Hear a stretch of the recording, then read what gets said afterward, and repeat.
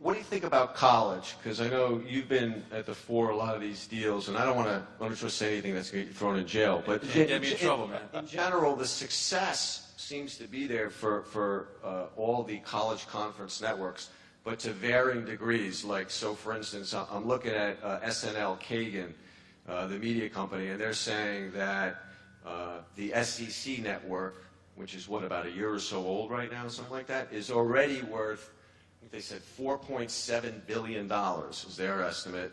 And the Big Ten network, which I know is also incredibly successful, has a lot of great teams, is only worth about $1.6 billion or something like that. Why such a difference? Who's making up these valuations? Are those your valuations? No, I'm stealing them from Kagan's.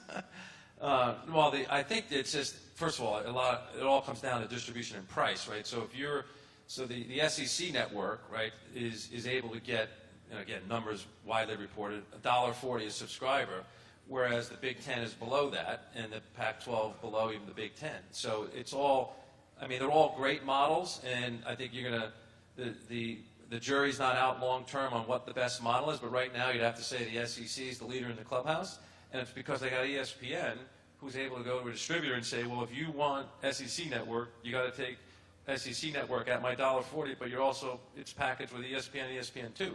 So they're able to get the 70 million homes at the price that they need. Goes back to your bundling point a moment ago. Yeah, exactly.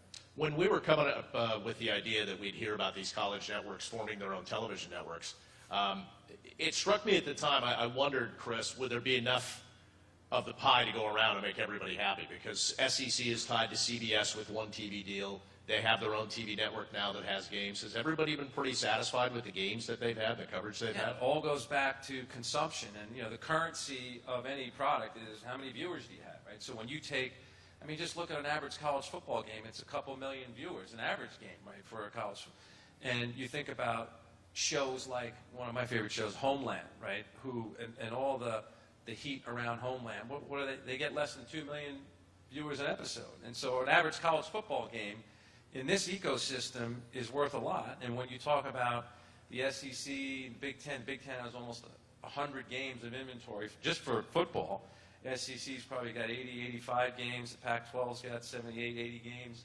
And they're able to kind of construct it or slice it in a way where you make available a chunk to your licensing partners like Fox and ESPN, and then you're able to take the rest of the inventory and sell it directly to a distributor at a very healthy price.